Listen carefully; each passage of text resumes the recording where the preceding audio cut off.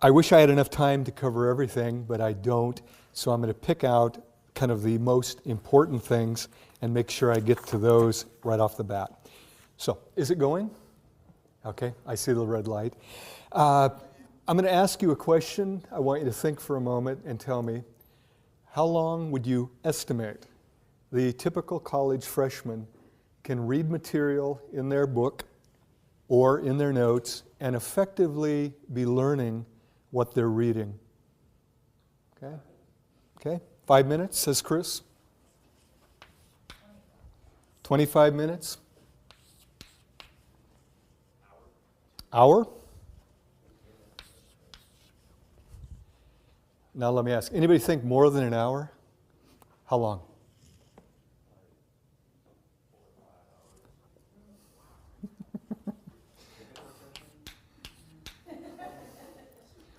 By the way, I had a guy, last time I did this, he said, oh, I can do it about 6 hours.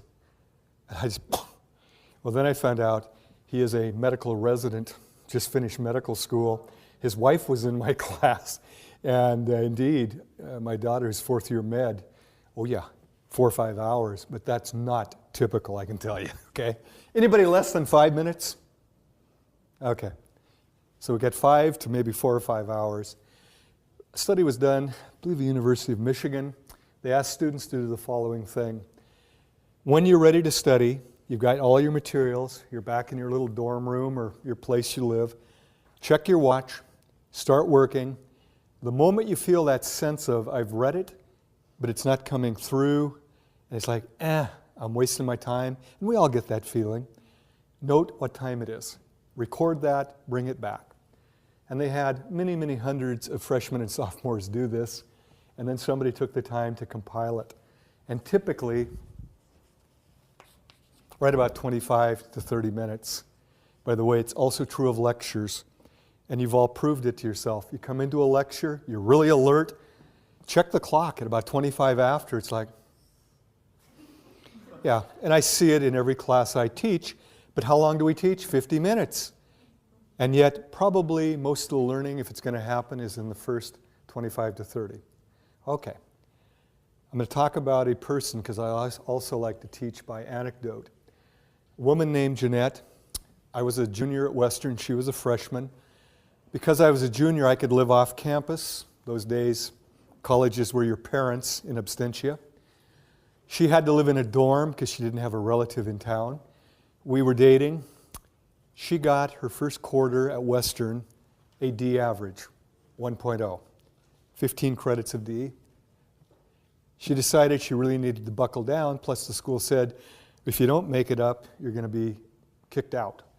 So the second quarter of her freshman year, she set the following goal: to study for 6 hours a night, nonstop, 6 to midnight, Sunday night through Thursday night. Friday, Saturday, she could party. The rest of the week, she was going to study. Now, one would assume, my gosh, going from little studying to 6 hours a night, 5 nights of the week, she should have aced everything. You want to guess her grade point, second quarter? 0.0. She failed every class. And this is why telling people to study more does not necessarily help.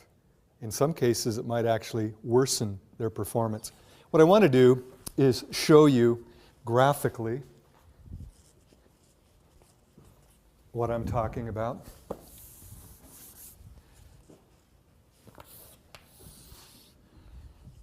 Let's say this is efficient studying, and I know there are no numbers there, but higher means more efficient, lower means low or no efficiency.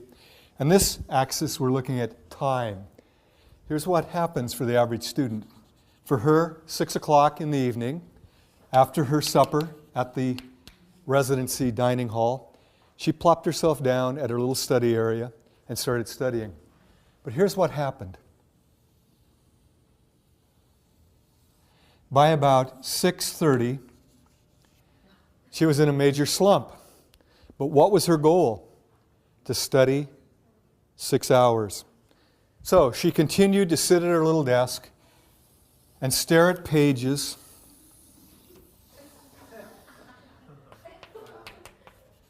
until midnight. She was at her desk 6 hours. How long did she actually study? About 20, 30 minutes. Now, there's a simple concept in psychology that all of you are aware of. Things that are reinforced, we tend to do more of. Things that are punished or ignored, we tend to do less of. We operate by those principles to a large degree. If you're sitting there for 6 hours, are you feeling good? No. Once you get here, you're looking at your book going, I hate geography. I hate literature. I hate psychology. All the things we're trying to get you to fall in love with, you're hating it. And so her actual good studying was followed by 5.5 hours of pain and misery. I would bet you, I don't know for a fact, that as the quarter progressed, she sat down, and finally, she was done before she even started. She sat down and just stared at a book, and she flunked every class. Now, had she taken this little seminar or figured things out on her own, she'd know what to do. First rule, the moment you start to slide, you're shoveling against the tide. What you need to do is what? Take a break. And here's what's cool about it. You can study for a half hour. It doesn't take a half-hour break to recharge your batteries. For most people, about 5 minutes. And this is where you go away, do something fun for 5 minutes. Call a friend, talk to a child, talk to a parent, a roommate. Enjoy some music. Do something you enjoy and actually say, this is my treat for having studied for 30 minutes effectively. Go back and here's what happens. Your efficiency is nearly 100%. Study a half hour, take a break. Study a half hour, study a half hour. Now, had she done that over a course of 6 hours, she would have got about 5.5 hours of serious studying and about a half hour of total break time. I really don't believe she would have flunked out. Now, I get students complaining, I don't have enough time to study. Look for a break at work. Look for a break at home. Those little 15, 20 minutes can be very efficient if you apply them efficiently. Unfortunately, sometimes it's really tough to get those moments, but you need to build them in somehow. You've got to have at least some time to study. It's not going to happen through osmosis. Now, I'm going to ask you a final question. Let's say you've studied till midnight. What do you want to do after your last study 20, 30 minutes? No, not yet. You want to give yourself a big treat, okay? Whenever your studying time is done, plan something special. Now, for most women, especially with kids, it's a Calgon bath with candles and the bathroom door locked and the statement, if you bother me, I will take your head off. This is where guys go, what? Yeah, moms have no privacy. Kids walk in while you're using the toilet, while you're in the tub. They'll bring their friends with them, won't they? Dads don't put up with that. When dads are in the bathroom, it's lock the door, tough luck, go elsewhere. For you guys, I'll give you mine. This is politically incorrect. I liked beer, okay? My goal was to knock out all my studying, go to the Iron Bull Tavern in Bellingham, knock down a couple beers for my treat. Now my buddies, they'd say, Lobdell, how are you getting straight A's? Well, I'd studied starting at about 3 in the afternoon. By 9 o'clock at night, when pictures went on cheap, I'd done all my studying. I went in and enjoyed my beer. These yahoos started drinking in the afternoon, then went to the tavern, planning to go home and study. You know that's not going to happen, okay? You're not going to study, and even if you do what's called state-dependent memory, you'll typically only remember if you're intoxicated. And I don't recommend getting drunk before a test. It's kind of a stupid thing. If you plan your day right, you can have those little study breaks, but the coolest part is this. Because you're now reinforcing it with those little breaks and something fun, you extend it. And you'll find you can go 30, 40, 50, an hour and a half. And this is training. Those of you who go on to advanced degrees, you're going to have to study incredible lengths of time without taking a break, because you've got to get it done, like my daughter in med school. It's just amazing. I've told her I couldn't do it now, or actually I wouldn't do it. You're training yourself, and if you do it right, it becomes progressively easier. Okay, next question. How many of you have a true study or library in your place of residence? Okay. Two? Two of you, if I'm seeing correctly. I've always envied that. A quiet place to actually do reading or studying, okay? I'm going to make a prediction. Many of you study in your bedroom. Okay? How many of you study in your bedroom? We'll raise high so everybody can see. That's where I studied a lot, especially when I did go to community college. If you don't study in your bedroom, I bet some of you study at the dining room table / kitchen table or bar. How many study at the dining, kitchen, bar? Okay. Now, if you don't study in those two places and you don't have a study or library, you study in the family room, rec room, living room, the place where your TV and stereo is, your couch, your easy chair. How many of you study there? Okay. Now, some of you might actually drive to a school or library. Any of you do that? Go to okay, a few of you do. I still remember living at home, going to Highline Community College. My folks bought me a little desk. I still have it, okay? Little desk, and I'd come home, because I did work then at Albertsons. Typically we got off at 9, get home about 10. And I'd start studying. I still remember reading Billy Budd, okay, Melville. And I'm sitting there studying, and my eyes are just, And then the bed started calling to me. Marty, come lie upon me.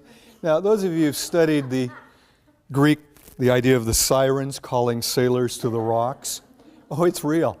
I'd hear the bed call me, and I'd finally go, oh, I'll just lie down for a moment.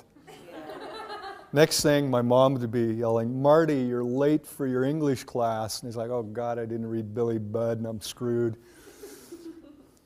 Let me ask you, what's the primary function of a bedroom? What's the secondary function? Good. Most groups go. I go, take Psych 20 or 225 to learn about it. It's functional, okay? Primary function of a dining table. Eating. Primary function of a living area.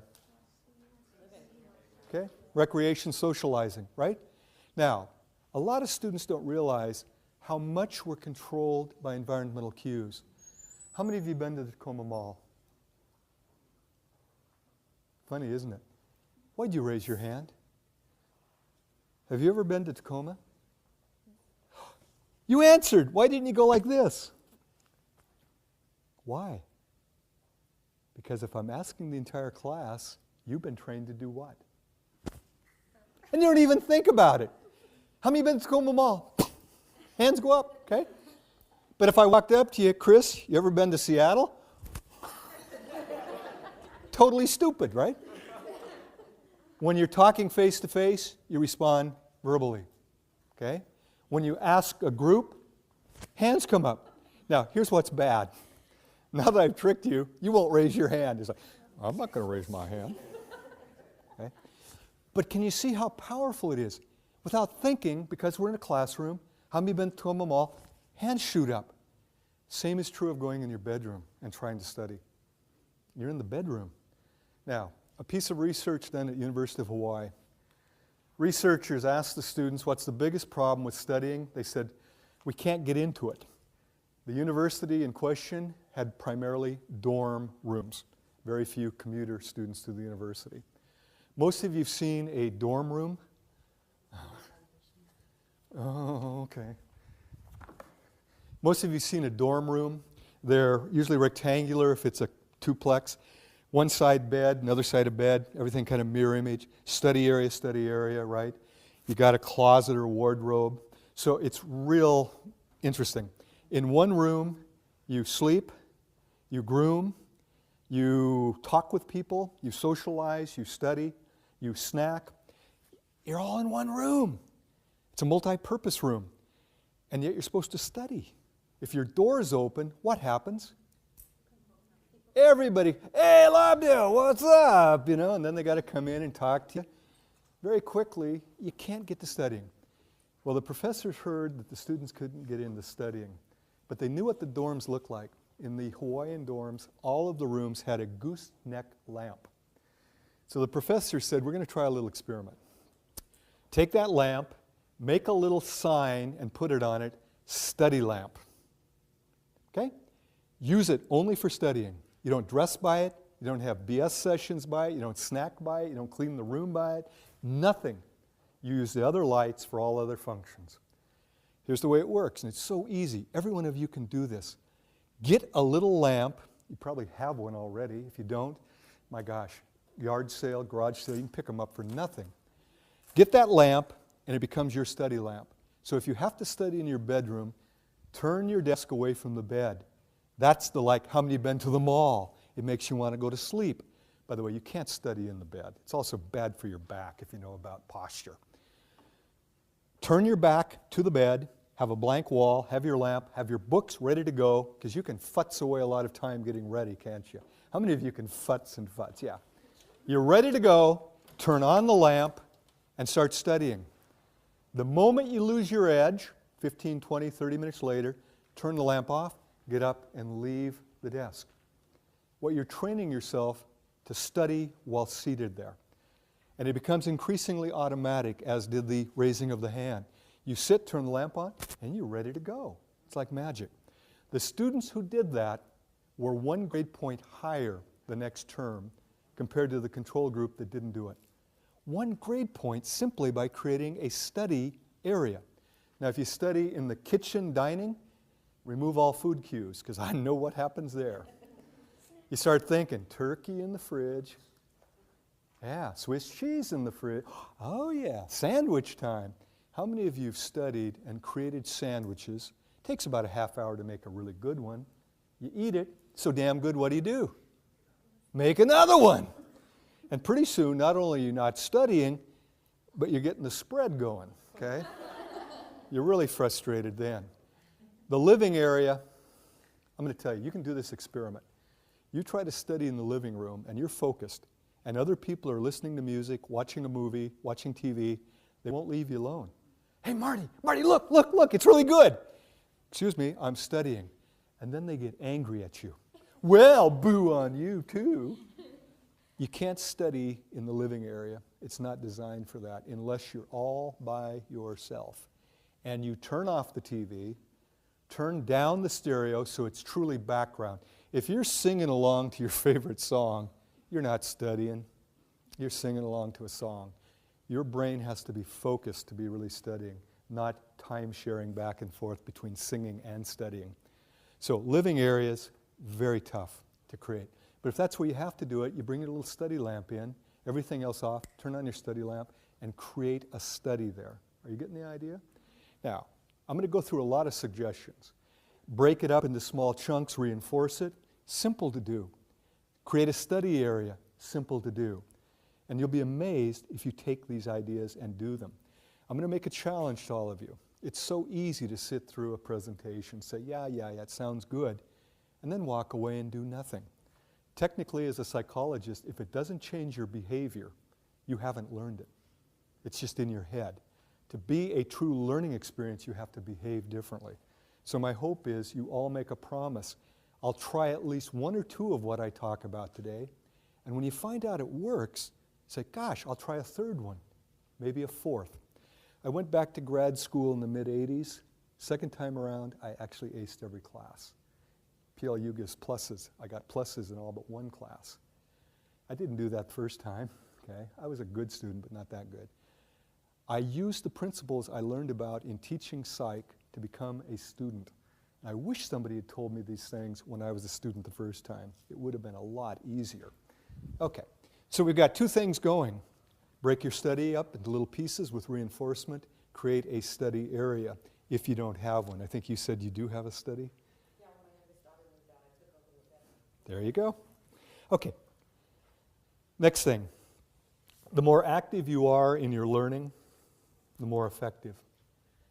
And yet, increasingly, I have students who think studying is reading it over and over, and they're going to have some magical thing where they suddenly understand it and remember it well. When you're reading it over and over, or saying it over and over, the term for that is rote memorization, spelled R-O-T-E. It can work. It is the way most of us were taught in elementary school. The way I understand it, a lot of Asian schools depend heavily on rote. And some of you may be darn good at it. And if you can memorize and actually understand by repetition, and it's effective for you, don't change. But for most of us, it's not the most efficient or effective way.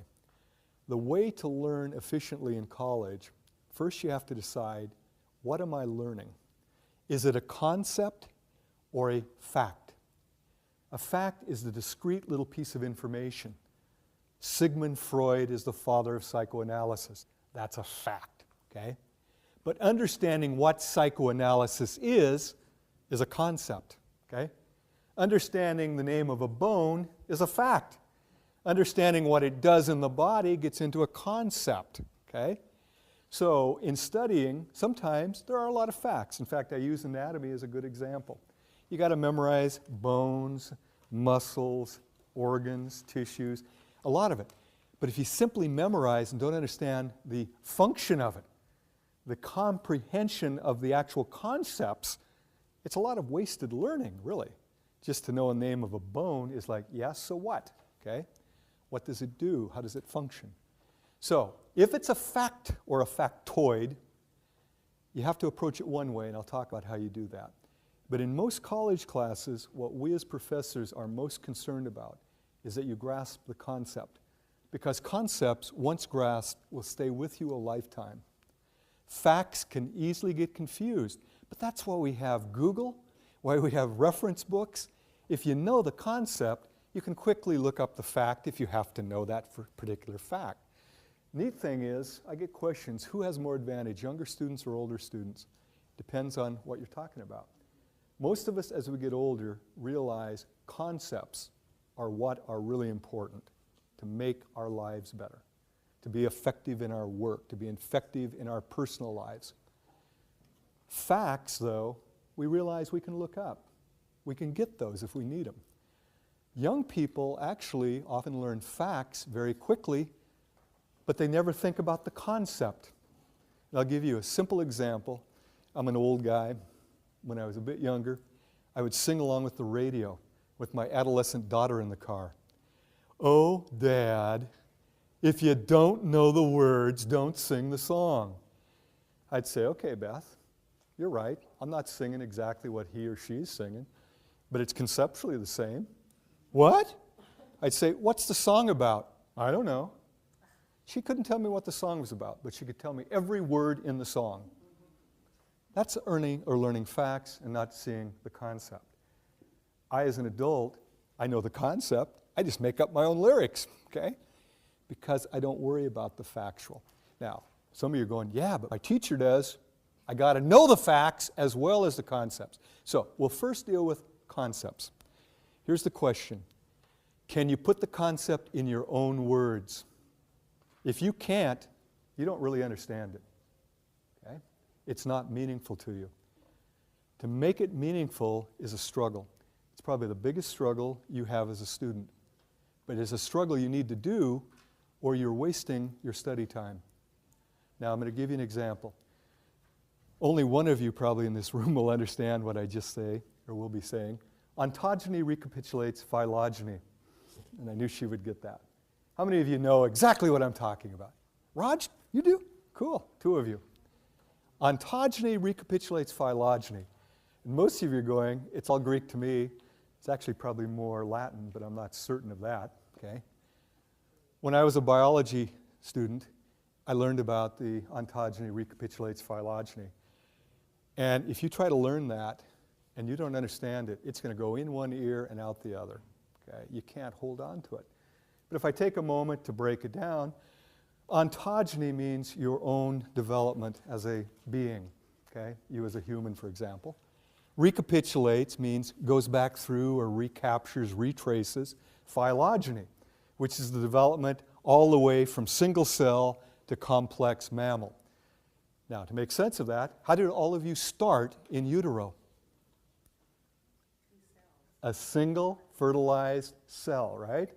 An ovum that's fertilized. And then it starts dividing and you get all that. But you get a little period, and this is what they first looked at embryos, where we look like a little thing that looks like a tadpole, right? Yeah, tadpole-ish. So we start with a single egg that's fertilized, and then we get this little thing that looks kind of like a tadpole, and they thought these were gill slits, okay? They're not, they're just what becomes the thoracic area.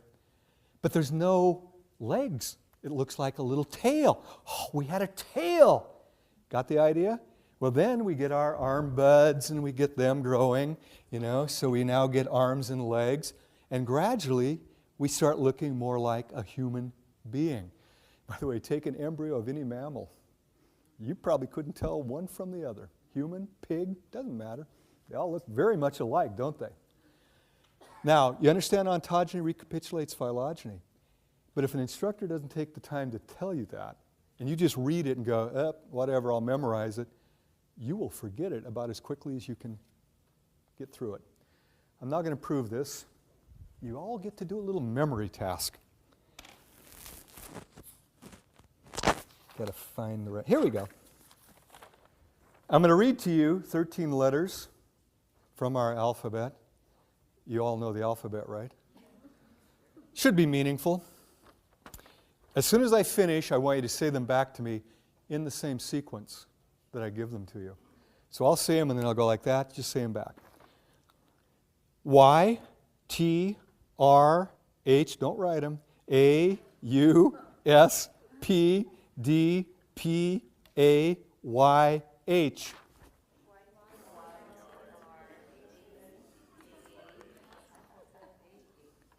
Boy, somebody sounded like they got quite a few. But did any of you get all 13? By the way, the fact that you took notes is a good thing. It's one of the best things to help you remember. And I sit in front of classes where they just go, for 50 minutes I'm giving them wisdom and they're not taking a damn note. And then they wonder why they don't remember. You can't remember everything in a lecture. I'm going to rearrange the letters a little bit, see if you do any better. H, A, P, P, Y, T, H, U, R, S, D, A, Y. The letters in sequence. Whoosh, letters.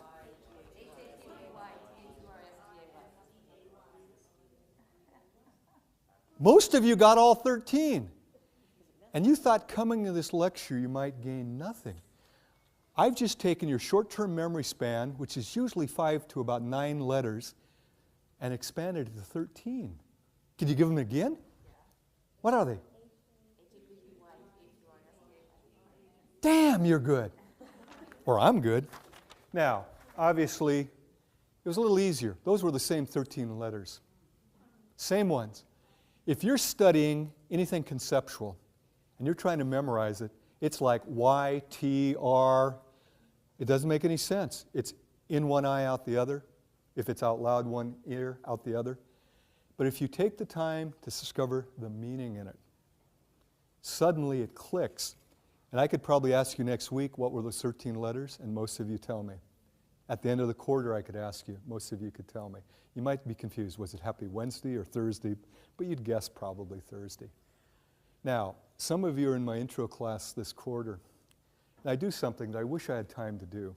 I divide the class in two, using a card so half reads one, the other half reads another card. I have one group try to estimate the number of vowels in a series of words that I read to them. So they're thinking about the words, but we'd say that's superficial thinking.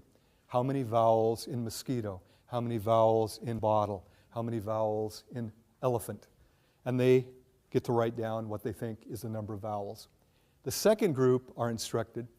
They're told you need to think about how valuable this item would be if you were stranded on a deserted island. And you then rate its value on a 5-point scale, 1 being no value, 5 being highly valuable. That's called deeper processing. You're now thinking about it in terms of its application or use. By the way, I always think elephant is a fun one. I'd give it a 5, okay? Not only company, but if you got really hungry, you got a lot of food there, right? I then read, I think it's about 30 words. Everybody's writing down their numbers. I then have them do a stalling exercise where they write their name, phone number, and address. That's to dump short-term memory, because they might be thinking about the words I just read. If you're now writing your name and address, it changes your focus. Short-term memory only lasts about 20 to 30 seconds. It's pretty brief. So I count it on the clock. After 30 seconds, I say, now, write down as many words that you can recall. This one is so powerful. The group that's counting vowels, on average, remembers 5 out of about 30 words. Time and time again. The group that's thinking about the usefulness on a deserted island remembers 10. Okay? It's slightly more, 5.5 versus 10.5. But very close to a doubling. Without doing any more effort, simply by thinking about it, instead of just trying to superficially think about it. And this is where, as a student, the more you get into the understanding, the better. Now this then raises a fun question. What is the meaning of meaning? If I say something is meaningful or meaningless, what am I really saying? Now I'm not going to go through a big drill, which is kind of fun of teasing it out of you. But a meaningful piece is a piece that relates to something you already know. And the best little analogy is, it's like a file system that you've already got established. You add a new entry to it, so it's all neatly organized. And it's very easy if you've got a file system to add a new entry. We do it with computers also. The other way, meaningless. It's where something new doesn't fit with something already established. And so it's Greek to you. Its ontogeny recapitulates phylogeny. What did you say? Okay. If it's something brand new and you can't relate it, you have to create a new entry. So you have to grapple with it. You have to say, what does that mean? But as I broke it down, I bet you could associate it with something you already understood. You've probably all seen little embryos. You got the idea of an egg, the idea that it kind of recaptures our development from a primitive one cell to a very complex mammal. You get that idea. That's the meaning of meaningfulness. Now, as a teacher, I think all of us, or as we are teachers, we all try to make things meaningful in our classes. So we give stories, we give examples, but sometimes our examples don't work for you. This is where you have to tease it out.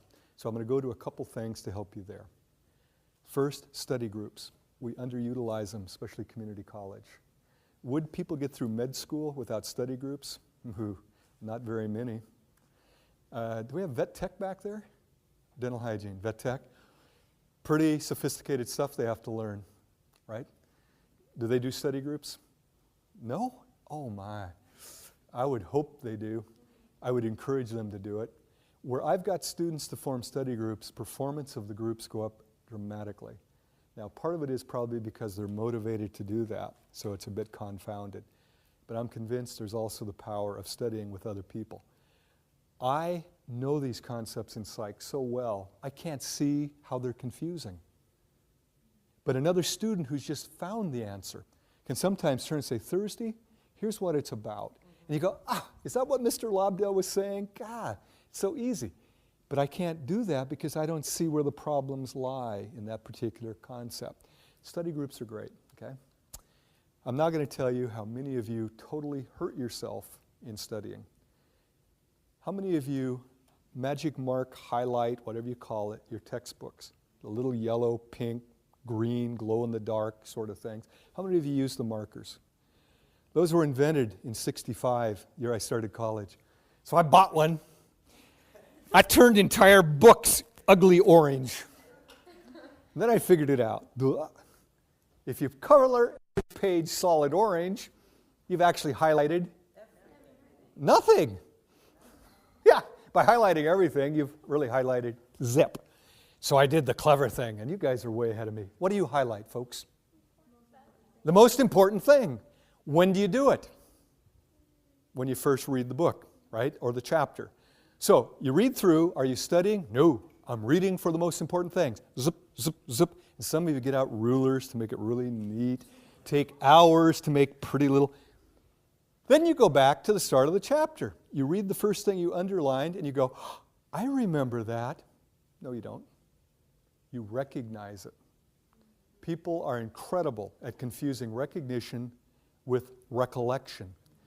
Your visual recognition threshold is so great, you can see a person once, see them years later and go, I know you. Were you a student at Pierce College? Yeah. Did you take psych? Yeah. From Lobdell? Yeah. 36 years I run into that, okay? Proof of this, grab a magazine in your house that you haven't looked at for a while. Leaf through it. You will get the illusion of remembering virtually every advertisement and article. But to prove that it's not recollection, it's actually recognition, before you turn to the next page, predict what's on it. There's no way you're going to be right. But as soon as you turn, you go, oh, I remember that. No, you don't. You recognize it. Now, going back to your book, you've highlighted the most important stuff. You now go back to study it, and you say, oh, I remember it. So do you study it? No. So what don't you learn? The most important part of the chapter. And then they come in the next day all ready for the quiz. Oh, I studied hard last night, Mr. Lobdell. Here's your quiz. I don't believe it. I can't remember a thing. How many of you heard that? Those of you who teach, I could retire now if I had $1 for every one of those comments. I don't correct him. I shake my head and think, poor baby, you think you knew it, but in fact, you recognized it. You didn't know it. Now back to this active learning. How do you know it? If you can look at it, go to the next one, read it, and then stop and go back to the one before. Look up in the sky and in your own words, say what that was about. Yeah, you know it. You will not forget it overnight unless you suffer a pretty major cerebral accident. It just doesn't happen. But while we're talking about this, most of you undo good studying by not sleeping adequately. Some of the latest work on REMing, we're not sure exactly how, but there's something going on. It involves the hippocampus. It involves the storage from a transitory long-term memory to a permanent, what we call consolidation. That just labels it, doesn't really say what's happening. But we're getting increasing evidence that that consolidation process is dependent on rapid eye movement sleep, which if you're an adult happens about every hour and a half once you fall asleep. If you're not getting a good night, typically around 8 hours, you're not getting enough REM. What you've studied doesn't become permanent. And I can tell you there are studies that show simply by getting better rest, some students improve markedly in their performance because their brain now stores it a lot more efficiently. By the way, if you know anybody with sleep apnea, the biggest thing they'll tell you is, I can't remember anything. My brain's shot. It's like my memory's gone. Yeah, it is, because your REMing isn't happening, because you wake up so often, and you can't consolidate and store permanent memories. Here's the funny thing. There's no money to be made by telling people to get more sleep. So you don't hear about it on TV. Sylvian isn't telling you to get better sleep because they don't make any money. I tell students, and they go, yeah, that's nice, but they continue to use their time for other things. It's kind of interesting, isn't it? The best advice, sleep better, and most of you will do better. Most of you won't even begin to take it. And I know why. You got so many other things to do. I'd ask you this, are they important? Is studying and learning the most important thing you're doing as a student? If so, maybe you need to give up some of the other activities. I have students tell me, I don't have enough time. There's 162 hours in a week? We all have the same amount of time. Marty has no more nor less than anybody in this room. The real question is, what do I do with my 162 hours? Am I going to use it well or use it not so well? Okay? I'm going to give you a couple other tips here. Taking notes, so vital. But most students who do it haven't learned a very simple rule. The first moment you get after a class, ideally right after the class, you should sit down with your notes and expand on everything you jotted down. Give it depth, flesh it out, okay? If you even wait to go home and do it a couple hours later, you will have forgotten some of your own notes. How many of you have done that? You've written beautiful notes, you get them home, you don't know what the hell you wrote. It's like, what is this? Okay? Well, that's a wasted note. But if you take the moment right after class to flesh it out, you now have a little more detail. Odds are at night, you can still recollect it. That will be a powerful addition with only about a 5-minute time investment per class. That is a good trade-off, okay? Now, the next piece. Let's say you're trying to flesh out your notes. It's like, I remember they said it or he said it, but I don't know what it was about. Look for a classmate. They're usually hanging around. Go up to somebody and say, hey, what was that about? And they can tell you. Or flatter the heck out of us. Teachers want students to succeed. Sometimes it isn't perceived that way. We want you to do well. It makes us happy. And anytime a student comes up in the lunchroom, where I always try to have my lunch, and says, Marty, I didn't quite understand this. Can you give me another example? I love it. I'm important. It's like, yeah, okay. You come to my office, not just with, I'm not getting anything, but what was that about when you were talking about REM sleep, you know? And I started explaining, that's what my life's about here, okay? We love it. That's a legitimate thing. Or, if you don't want to go to the instructor's office, most of us start up a class. Any questions? Yeah, yesterday I didn't quite understand this piece about ontogeny recapitulating phylogeny. Okay, we'll go through that quickly. Once again, we like that. We want you to be successful. Okay, let me jump back here to see where I am in my presentation.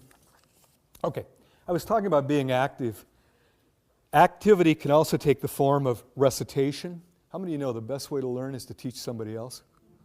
Boy, if you've got family members or roommates, teach them geography, psychology, anatomy. They often love it. One of my dearest students 2 years ago, God, I just loved her. I finally met her parents. Says, I've heard so much about you. I hear every lecture you've given. She would come home, sit around the dinner table, and recapitulate what I'd talked about. It's powerful because it reinforces your learning, plus it tells you if you really understood it. Because if mom or dad says, well, I don't quite get that, and you go, I don't understand it either, then very quickly you have to go back and redo it. Teaching another person. Now, some of you may not have anybody at home to teach, or they are not interested. Too bad. Teach an empty chair. There's nothing wrong with talking out loud. Thinking is internal talking to a large degree. There's also non-talking thinking. Talking out loud, as long as you know you're doing it, is not abnormal. If you think it's somebody else, or it's a real person in an empty chair, talk with me. I'll try to get you lined up with someone who can help. If you have roommates or friends, say, I'm just doing this little Socratic thing where I'm going to explain it to an empty chair. Dialogue with that empty chair. Practice it. Now, for some of you, writing it out in your own words is a good thing. I'm lazy. I never like to do a lot of writing. But I learned very quickly to look at it, look away, and do a little dialogue with myself. Because it told me if I really understood it or not, very quickly. I would also do it with my kids, teach them as best I could, my spouse, anybody who would listen. It's a nice way of learning. Active recitation. By the way, one piece of research said 80% of your study time is best spent reciting and only 20% reading. Okay? This leads to, how are we doing? Ooh. I want to talk about textbooks. I brought the one I'm using in intro right now. Most students have not been taught how to use a textbook, and yet it's such a powerful tool. Because they haven't been taught the power of the tool, a large percentage don't even buy the book, in part because they're getting so darn expensive.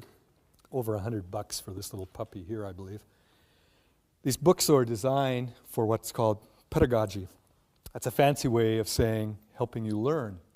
And they are seriously done to be, at least according to the people doing it, the most effective way of teaching. But students don't know the effective way of using it. How many of you know of SQ3R?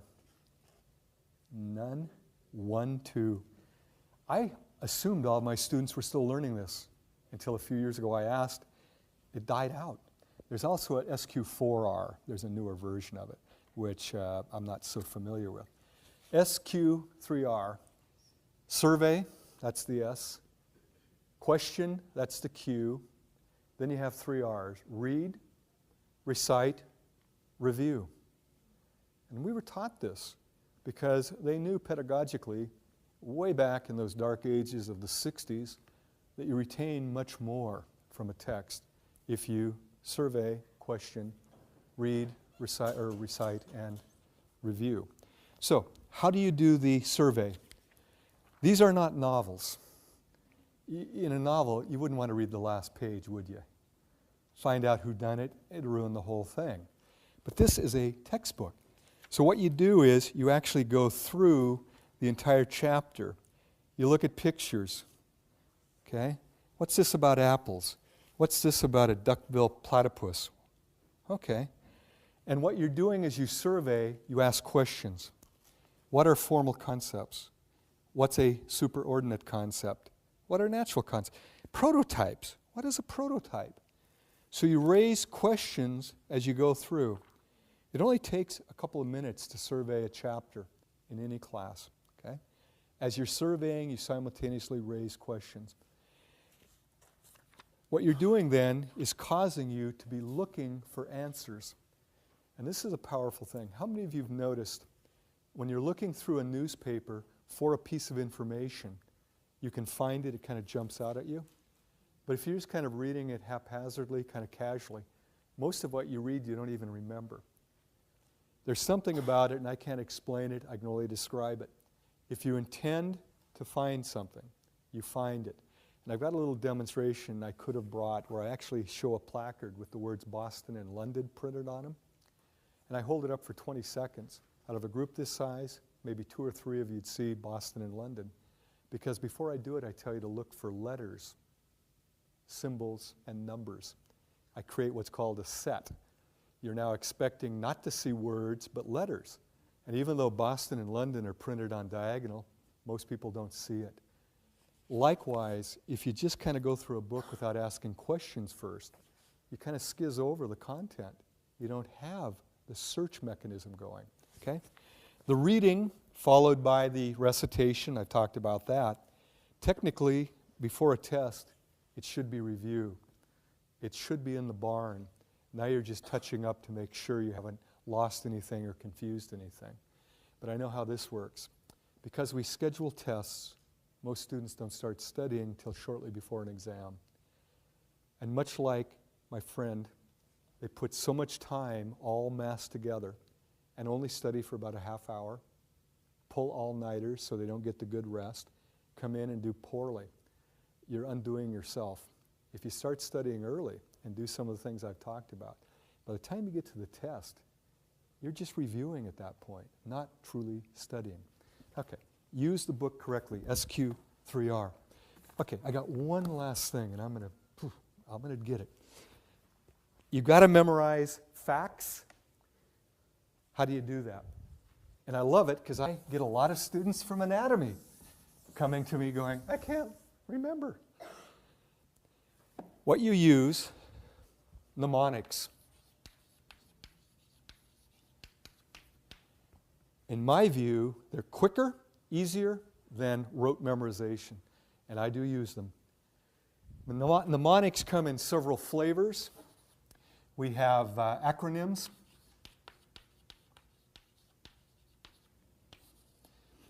We have the coined sayings and interacting images. There are other types of mnemonics. Technically, taking notes is a mnemonic because a mnemonic is any system that facilitates recall. Most of what I've been talking about are technically mnemonics. But these are more formal, okay? How many of you have learned that you can take letters and form a word of it, using those letters to remember certain facts, okay? Ones that come to my mind, Roy G. Biv. How many know about Roy G. Biv? You know.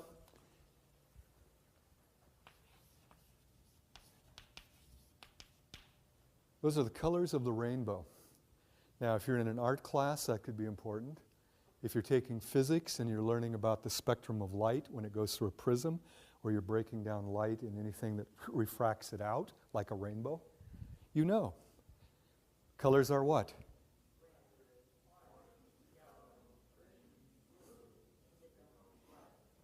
Pretty easy. Now, how long would you have to work with flashcards to remember that? Now, in my intro to psych class, see if anybody remember afferent, efferent?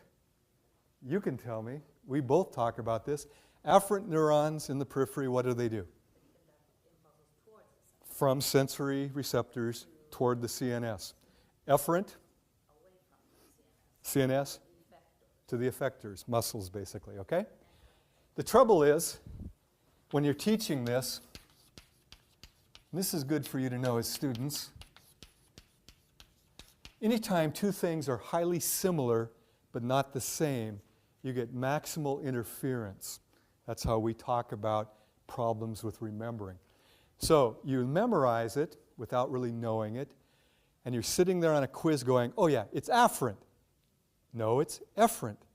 No, it's afferent. How many of you have done those flip-flops? And your brain gets, and then you tell the teacher, you're tricky. It's not tricky if you know which is which. It's very easy. But if you're confused, it's terribly tricky. And I just once again think, oh, you didn't really know it. So when I tell my students, really they're both the same. Whoop. Sensory are afferent. Motor, efferent. Now, with that little acronym, SAME, you can study very little. They're both the same. Now, this is where I had a student in my class say, okay, same, big deal. But I'm in anatomy and physiology. I says, what's giving you a hard time? He says, we're studying the heart. I said, well, I took a really light anatomy course. What are you studying? The left and right atria. One is deoxygenated blood, and the other one's oxygenated because one's on the way to the lungs, the other one's coming back from the lungs. And she said, I can't keep it straight. Now that's a factoid. She understood the function of it. The concept was there. But every quiz she'd flip-flop. The right is deoxygenated. No, the left is deoxygenated. Boo, boo, boo. So I said, okay, tell me which is which, because I don't know. She looked it up in her book, and I've never forgotten. She said the right atrium is deoxygenated. Am I correct? Better be. I said, can you remember radio? This guy was sharp, says, that's not how you spell radio. I said, you're correct. It's an acronym. Right atrium deoxygenated. Her little eyes lighted up. With one little thing, she could keep it straight, okay? And if the right atrium is deoxygenated, the left atrium is, or LATO, if you like LATO, okay? I don't know, it's dumb. Now, this is where I put a challenge to you. Sometimes acronyms can come up that are very easy. Now, I'm going to go with one, and you can help me on this. 12 cranial nerves. Give me the saying. No, not the other, no, not that one. There's two of them. Yeah, on old Olympus's Towering top, a fin and German. viewed some hops. Okay? Now, what she just gave you were the 12 cranial nerves, the first letters in descending, right, from the top to the bottom. And I've never learned all of them because I didn't take that serious. But if you know on old, obviously O, O, you're going to have, what are they? The olfactory optic. Okay, olfactory, optic, okay? And you go right down, old Olympus towering top, da-da-da-da-da, okay? Now there's another one, O, to touch and feel. I don't go there, okay? Only women instructors get away with that one. No, I won't go there. If you can come up with an acronym, or pardon me, a coined phrase, how about this? In 1492, there you go. How do you unscrew something? You turn it counterclockwise. You turn it clockwise.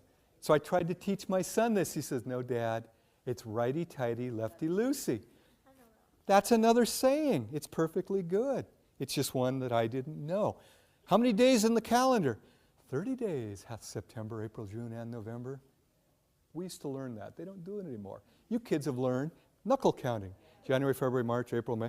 It'll tell you long, short, but it will not tell you the number of days in February, nor the rule where leap year makes it 29, right? Little sayings can allow you to remember things very well. My very good mother just served us 9 pizzas. She knows it. What are they? Planets from the sun outward. Unfortunately, the pizza is no more. It got degraded, right? It's no longer a planet. Okay, those are the sayings. Sometimes a saying allows you to remember things. For my money, though, the third one, interacting images, is the best of all. And I'm going to draw from nutrition. How many of you taken human nutrition? Aha! You can tell me then. How many calories per gram in protein?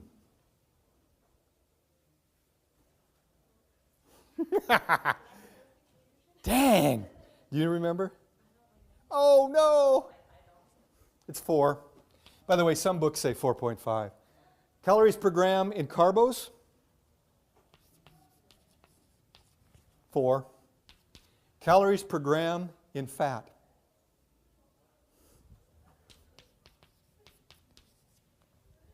And that's why when you consume fats, you're getting twice the package there.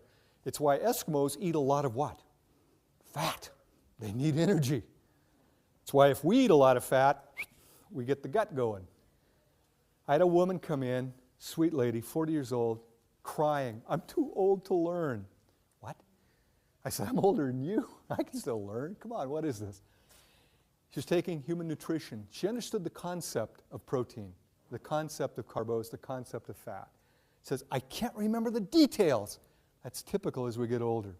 I said, "Okay, you're stuck on a fact, not the concept. What are the facts?" So she told me. I said, "Okay, let's start with something easy. Carbohydrates. You got to remember 4 and only 4 to carbohydrates.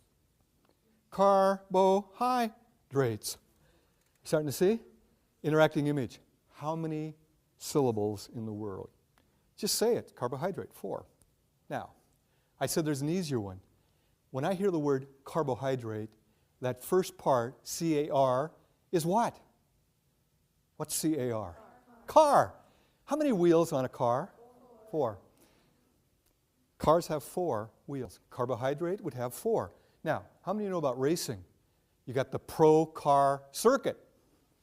Would a pro car have 4? Just like a car. Protein, pro car, 4.